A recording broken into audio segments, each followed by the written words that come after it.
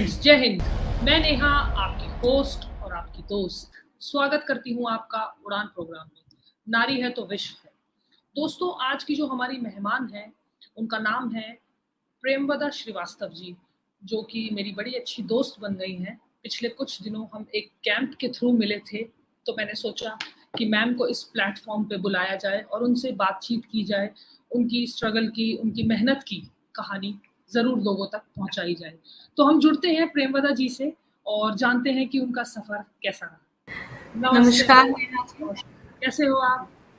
मैं बिल्कुल ठीक हूँ और आशा करती हूँ आप और आपके दर्शक सभी मज़े में होंगे। बहुत मज़े में।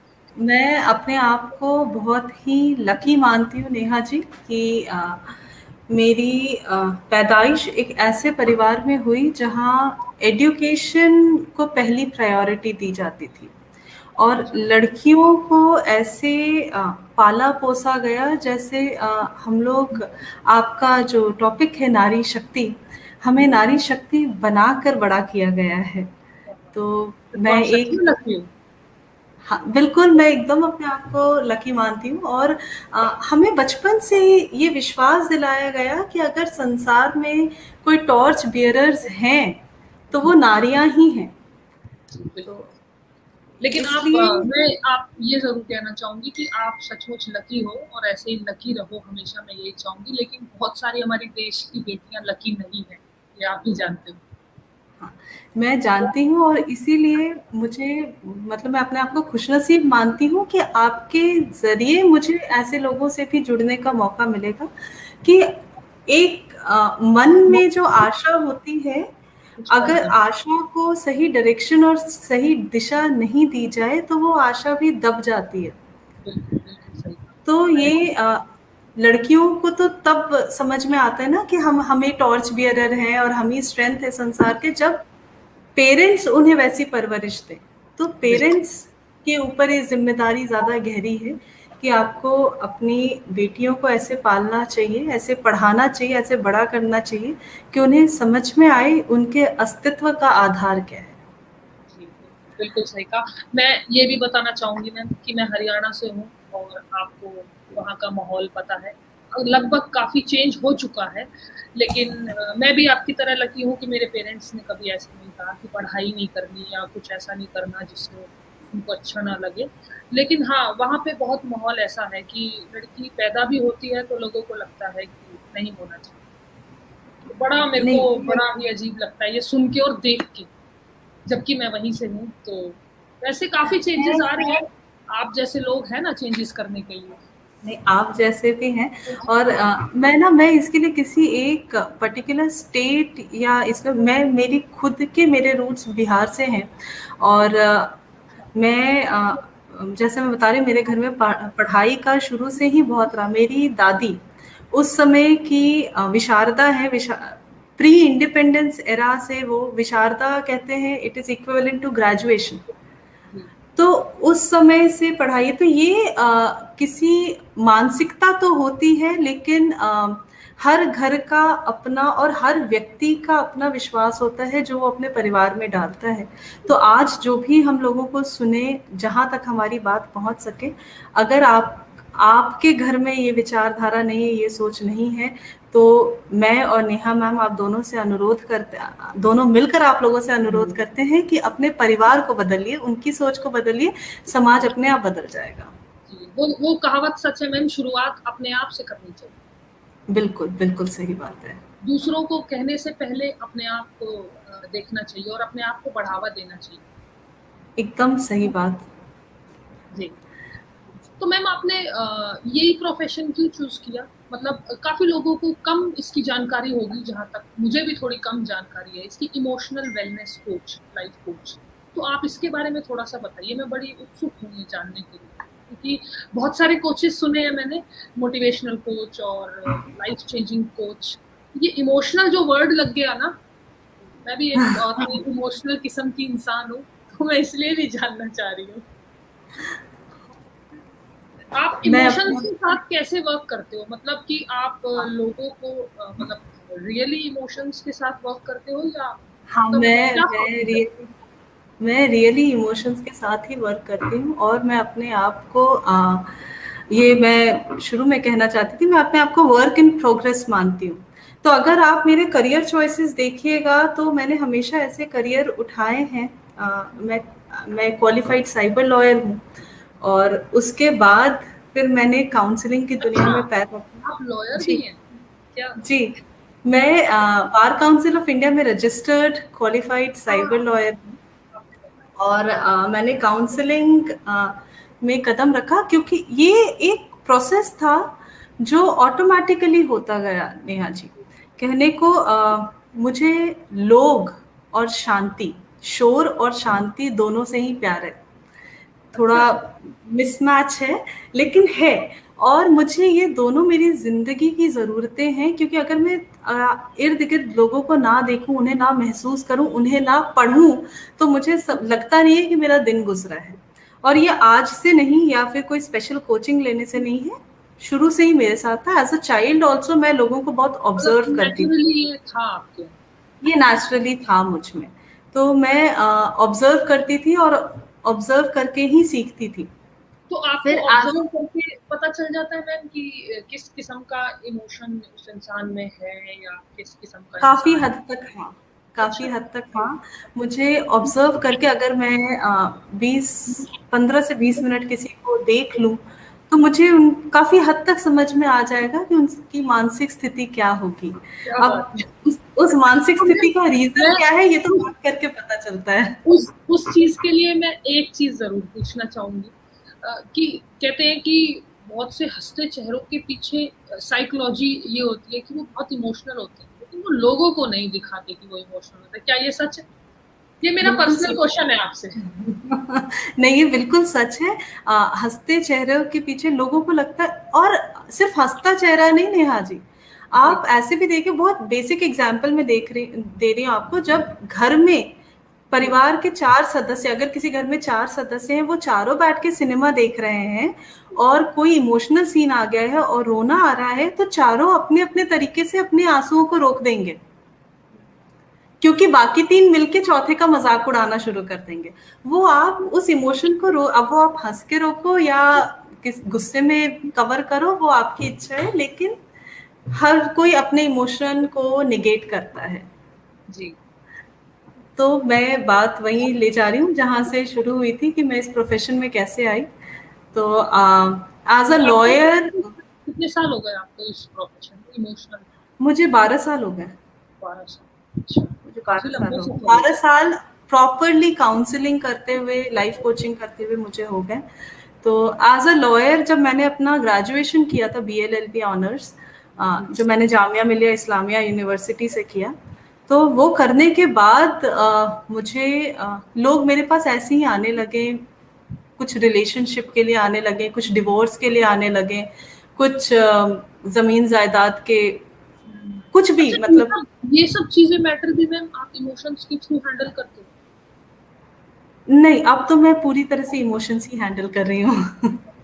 तो इन इन सारी चीज़ों के लिए जब लोग मेरे पास आने लगे, और मुझे अपने काउंसलिंग से लगा कि उनके रिलेशंस में सुधार हो रहा है, या उनके नज़रिए में सुधार हो रहा है, तो मुझे ये फ़ील्ड भी अट्रैक्ट करने लगा। उसके बाद मैंने साइबर लॉ में मास्टर्स किया, लेकिन मन इधर ही भागता था, तो 2 कश्ती पर पैर थे। तो लॉ आपने की सोचा कि मैं हाँ, लॉ के लिए मैं एडवाइस भी करती थी और काउंसलिंग सेशंस भी करती थी। मैंने पढ़ाया भी है कॉलेज में 2-3 साल। तो लेकिन उसके बाद फिर मुझे लगा कि ऐसे नहीं हो सकता, क्योंकि इमोशनल वेलनेस एक ऐसी चीज़ है जिसकी लोगों को बहुत ज़्यादा ज़रूरत है, उन्हें सपोर्ट चाहिए, और आजकल स्पेशली तो भाग-दौड़ की ज़िंदगी मैं में इसी वो सपोर्ट इसी नहीं इसी मिल रहा है। क्वेश्चन पे मैं आ रही थी कि मैम आजकल वैसे कहने को कहते हैं कि माहौल भी बदल गया है, लेकिन जितना माहौल बदल रहा है, जितनी टेक्नोलॉजी अप कर रही है, उतने इमोशंस भी लोगों के कम हो रहे हैं। बहुत जल्दी हार मान जाते हैं। मतलब जो जो मैंने होते ऐसे जा रहे फील हैं। किया। लोग लोग खुद को खो रहे हैं। इस हाँ, राइट। टेक्नोलॉजी के जंगल में लोग खुद को खो रहे हैं। मैं अपने जो भी मेरे पास आते हैं डी एडिक्शन के लिए, स्क्रीन डी एडिक्शन के लिए, तो मैं उन लोगों को यही कहती हूँ कि आप इस स्क्रीन जिसके पीछे आप छिपे हो, उसके उसमें आपको पूरी दुनिया दिख रही है, लेकिन दुनिया की तरफ आपने पीठ कर लिया है। तो जब आपको इन रियलिटी ज़रूरत है लोगों की, या किसी से अपने अपना दर्द, अपनी खुशी बाँटने की, तब आपके पास कोई है नहीं, और उसके बाद आपको दूसरों पर विश्वास भी नहीं हो रहा है। और ऐसा आजकल बहुत हो रहा है। तो मैम आप बच्चों के साथ भी हैंडल करते हो या फिर सिर्फ हाँ, बड़ों नहीं, के बच्चों साथ? के साथ भी मतलब everyday? Usually 9 years and above के अच्छा। बच्चे, क्योंकि हाँ, उस उनसे छोटे बच्चों को मैं नहीं हैंडल करती हूँ, क्योंकि मुझे लगता है उनके पेरेंट्स को फिर मैं हैंडल करती हूँ, क्योंकि उन बच्चों के लिए उनके पेरेंट्स ही हीरो दिखने चाहिए।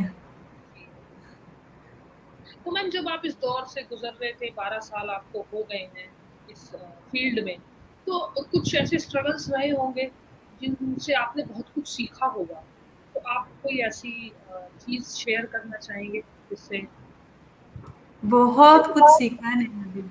ऐसा कोई भी दिन नहीं गुजरता जहाँ कोई ऐसा केस ना आया हो जब मुझे लगा हो, अरे यार ये तो कुछ अलग है।